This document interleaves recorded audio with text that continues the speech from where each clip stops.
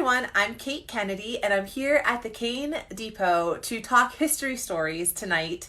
I usually am here on Wednesday nights, but since the next two Wednesdays are holidays, we have Christmas and then New Year's, we thought we'd come today and hear a story about Kane's history during the Christmas season. So Wendy Oakes is here and she's going to go ahead and share a story about a very special Christmas tree that was up for 15 years, and the location might surprise you. So I'm going to go ahead and flip you around and we'll walk on in. Hello, Wendy. Hi, how are you today? I'm good. How are you? I'm pretty good. Hey. Close to Christmas. Yeah, thanks so much for opening special for us. We're very excited to hear this story about Kane's, one of the ways that Kane celebrated Christmas years and years ago. So could you go ahead and get us started? Yes, of course. The Kane at one point had a giant Christmas tree in town, but the unusual thing was it sat at the top of Field Street on Fraley Street. On the street. On the street. So on Fraley Street. People had to go around it. It started in 1914. Was the first time they put up what they called a municipal Christmas tree. And Burgess James Wood was the first one to think of it. And Burgess back then was like a mayor today. They changed the title to a mayor back in the 50s, I think it was. So he came up with the idea to put up a Christmas tree in town as a municipal Christmas tree. I think some of it had to do that other towns were doing that too, and he didn't want to be left behind. And there was a quote from him I saw in one of the newspapers that said that, he goes, "We have to keep up with Warren and Bradford and Ridgeway." We're all still doing all of those things, aren't we? So that's what he was trying to do. And so 1914 was the first year they put it up. And we do have one photograph of this tree, but it was 1915 when we have the photograph. Oh, wow. That's huge, Wendy. How big was this tree? Well, it's at least 2-3 stories. Oh my gosh, that is so big. They brought in giant hemlock trees. And if you look closely, I'm going to show you some things about this photograph. Back then, when they took photographs, they couldn't really take them at night. So what they did was they put filters on the camera, and then they took the negative and they scratched out areas to make it look like light. So what he did was scratch out the negatives until it looked like there was light coming through. So when he printed the picture, the light would shine through and make it look like nighttime. And that's what he did with the tree also. This would have been a Nicholas photo, one of the photographers in town. But you can see where he scratched it out to make it look like lights were on it. So all those lights, there were really Christmas lights on it, but the ones Christmas lights on it. But in this photo, it would have been what today we would have called Photoshop. That's fascinating that they could do that. He even scratched out on this cart right here to make look like the lights were shining. Reflecting. That's a piece of art in itself to be able to put the scratches in the right spot. That's so, I would have never known that. That's really interesting. Yeah, you can see it's sitting right on Fraley Street in front of where the CNB Bank is now. Okay, yeah. And so that building next to it, that tall one there, is where the parking lot is now. Exactly. They tore that building down and it's a parking lot now, but that's where it sat, right in the middle of the street. And what is that mode of transportation there? That's some kind of little cart that they would have pulled with a horse or something. Yeah. But if you look closely, there's hundreds of wires all the way around that Christmas tree. Oh, yeah. Some of them are wires and ropes holding it upright. Other ones are actually connecting the Christmas tree to the telephone poles for the electricity. Oh, so that's how they lit it up. That's how they lit it up. So you said it's a couple stories tall, as we can see. Do you know where they got this tree? Most of the ones that I've read about they went down to Kinzoo area down somewhere, got a giant hemlock and brought it up this way. They had specially made bobsleds that they put it on, and they dragged it up all the way to Kane, up the hill on the Fraley Street, and then they erected it.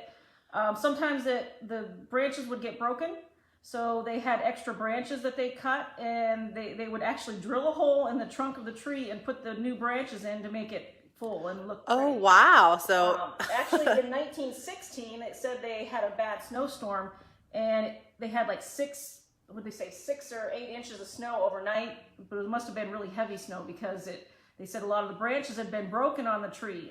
So the community came together, they pulled off the broken branches, put on new branches, and fixed the municipal Christmas tree. That's so interesting. So it's almost like they were treating it like an artificial tree by just sticking branches in it, but it was all live. So how long did this tradition last of having a tree uptown? They had a municipal Christmas tree in that spot until 1929. That was the last year.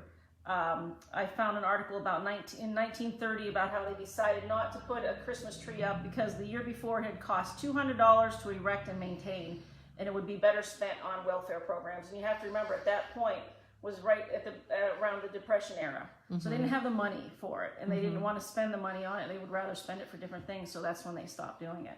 Oh, wow. Again, I just have to look at this picture again because that tree is no joke. That's a huge tree, and they didn't have the mode of transportation that we have today to get it here. No. So they had bobsleds, you said. They put it on bobsleds and they dragged it up. Now, later on, since it was until 1929, I'm sure, some of the later trees were pulled up with cars, a wagon. But in the early days, it was a bobsled, and I'm sure it was horses that pulled it up through here.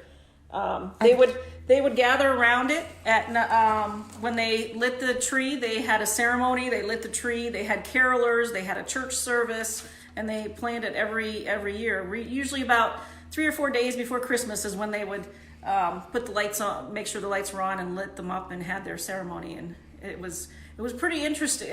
I would think it would be pretty interesting to walk uptown and see that giant tree. I can't even imagine. And people just made their way around it. Yeah. And even the pedestrians probably on the sidewalks, it kind of looks like it went over top of the sidewalk too. They probably would have had to walk underneath the tree, basically. Yeah. Well, it sounds like, and I think also the lights being connected directly to the electric line too is another really interesting thing. And just the fact that the Photoshop, as you say, of the picture was done that early on. That's so cool. Who knew they had Photoshopping back then? It wasn't called that, but that's what they did. Because they just didn't have the technology to be able to take nighttime pictures. Wow, that's amazing that you even have that photo. It is. We found this, actually, when we found this photograph, the guys up here, they swore it was a fake photo. And I'm like, no, it can't, and I looked at it. Finally, I scanned it and blew it up. And once you blow it up on the computer, you see all those wires. I mean, those wires aren't fake. You're not going to fake, the wires on there. You can fake the lights, but you can't fake all those wires. And so that you could tell there was hundreds of wires holding that thing up. That's what I was going to say, because the bottom of it, it's just like in a tree stand, basically. I'm not even sure it's in a tree stand. Just the stump. That might just be the stump. Yeah, because they didn't dig a hole and sit it in there. No. It was just, it's sitting there, so it's held up by all the guide wires. Yeah. Oh my gosh, those must be very strong wires, because that tree. Ropes, wires, it's hard to tell. I say wires, but it could be ropes. I don't know exactly what they used, but. Well, that is really, really fascinating. Is there anything else about the Kane Christmas tree that you'd like to share? Let me look and see if there was anything else. I think I hit everything about the Christmas tree. I mean, every year they'd have a different pastor do a church service. It was in Burgess James Wood who started. In the newspaper articles, they called him the father of the municipal Christmas tree in Kane. What a cool name to have. Only because he wanted to keep up with the other towns around us. I love that. That always provides a lot of motivation. Well, that is so cool, Wendy. Thank you so much for digging that up and for sharing that with us to get us even more in the Christmas spirit, to see the ways that people in Kane in the past had celebrated with this huge Christmas tree right in the middle of Fraley Street. Before we wrap up, is there anything else that you'd like to share tonight? Just Merry Christmas, and I hope everybody has a great Christmas. Yeah, Merry Christmas to you, and thank you guys so much for all that you shared with us this year.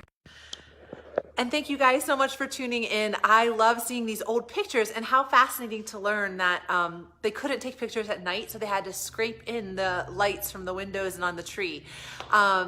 How are you guys celebrating Christmas this year? Are you all decorated? Are you all ready and set to go for Wednesday? Let us know in the comments how you remember celebrating in Kane in the past, or how you're celebrating this year. Thank you so much for watching all of these history nights. I know I've learned a great deal over the year from the Kane Historic Preservation Society. I hope that you have too, and that you've enjoyed it. We will continue these stories in 2020, so please let me know stories that you'd like to hear. And the depot is going to be open. Today's Monday. I think it's going to be open tomorrow until 4. So if there's any last minute things that you need from up here, feel free to stop in and check out what they have to offer as well. So thanks again for tuning in. I hope you and your loved ones have a very Merry Christmas, and we'll be talking to you again soon.